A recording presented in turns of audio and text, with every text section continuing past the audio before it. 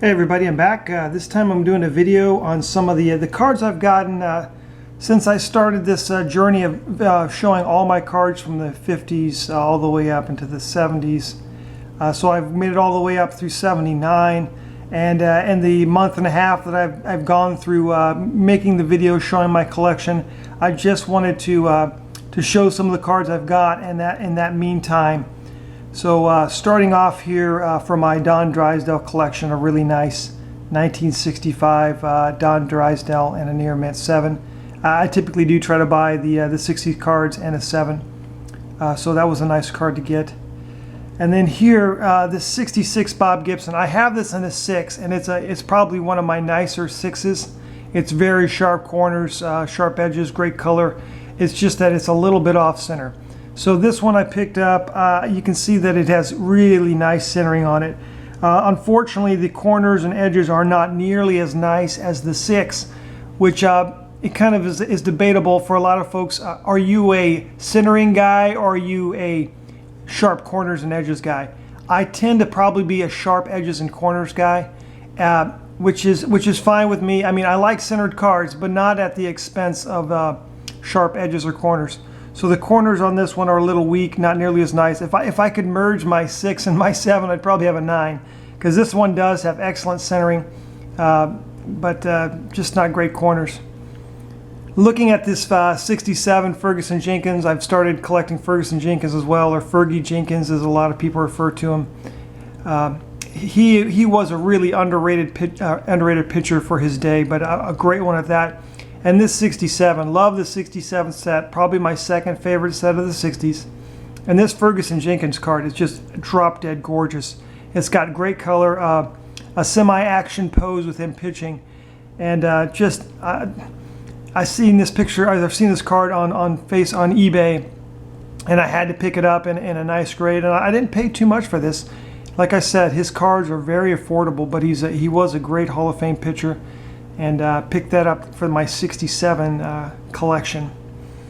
And then on here, carrying on with the Ferguson Jenkins or Fergie Jenkins theme here, this is a 68 Leaders card with his autograph. The autograph is graded near mint 7, which isn't bad. It's probably because this is done, if you can see here, it's just done in a ballpoint pen. So it's it could have been done probably back in the 80s or early 90s, back before people started using Sharpies for autographs, but still a nice card to have. And then moving along on, staying in the 60s here with this 69 All-Star set. Lou Brock, I've got quite a few of these 69 All-Stars. Once again, they have puzzle pieces on the back of this, so as a kind of a cool little side thing, trying to collect the puzzle pieces. Then over here on the right here, a really nice high quality mint Harmon Killebrew decal. So as I stated when I was going through my 69s, these decals were issued in packs. Now later on, a large roll or cache of these was found, so you have a lot of good high quality examples, and I think that's the case here with this Killebrew. If you look on like PSA has a little price guide online that you can go and access. It's a great tool. I always look at it before I consider making a purchase. And these cards here, these decals, tend to run high. Like I think they priced this in a mint at like $60, but I didn't pay anywhere near that for this card. I think I might have paid around, I think I paid under $20 with shipping and handling for this. But a really beautiful example of something that has just been preserved very well over the course of time because of that large cache that was found later on after the fact. Probably wasn't pulled from a pack. All right, looking at, these are actually from 68, so a little out of order here, but these 68 game pieces, I've got about 5 other of these ranging from an excellent mint 6 to 7. Now for excellent mint 6, these are a really good chip. I mean, you really don't see any flaws other than centering on these is really bad. Centering on the front and then also centering on the back. If you look at it, it's literally meant to be like a player's game. But the centering on the back sides of these is known to be just awful. Just awful. So getting these in a 7 is decent. Get them in an 8 is considered really high grade.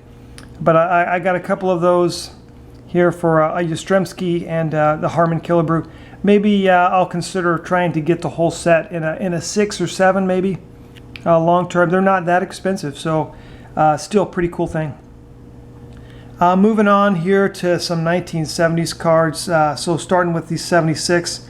Once again, I really like the 76 design. I think it's underrated. It's a sleeper set. It uses good dark imagery, which is prone to print defects.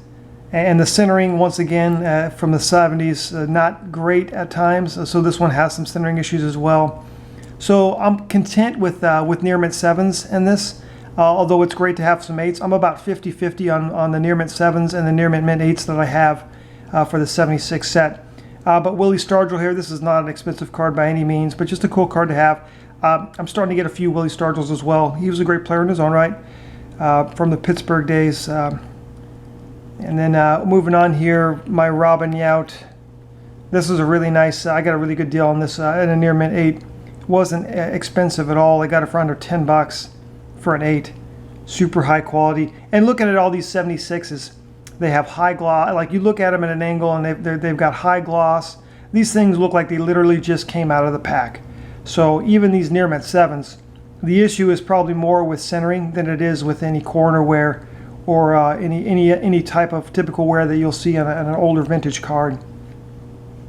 And this is one of my faves here, this Hank Aaron. I tell you what, talk about an underrated and unappreciated ball player. Hank Aaron, if you look at his stats, I could flip this card over. I mean, the guy had like 3,700 plus hits, 700 plus home runs. I mean, it's just like astounding. I mean, he blows everybody from his era away, the non-steroid era. Just totally obliterates them.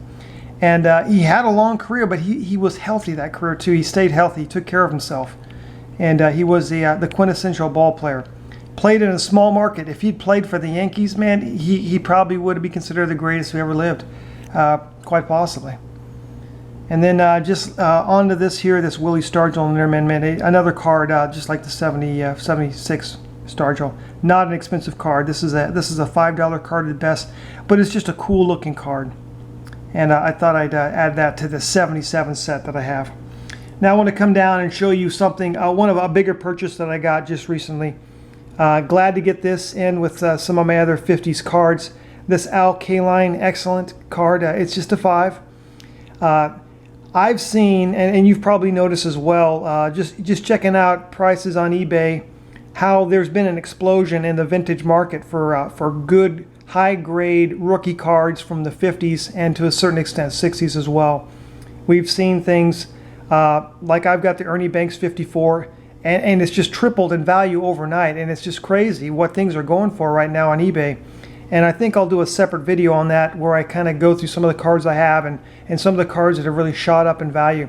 But it's really almost revolutionary, where you've seen like a Nolan Ryan 68 rookie in a near mint 8 going from around $3,200 to over $10,000 seemingly overnight, so tripling in value.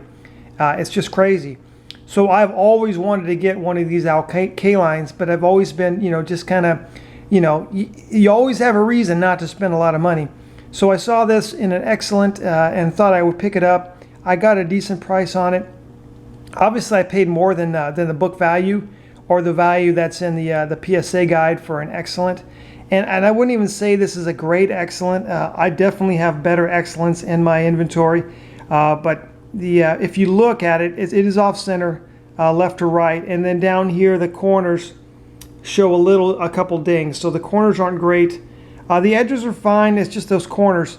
But if you look at the money shot, that is the colored portion of the card, it is in really good shape. No known print defects. I've seen some of these with print defects because of that red backing and that orange tiger there. But Al Kaline, another undervalued Hall of Famer.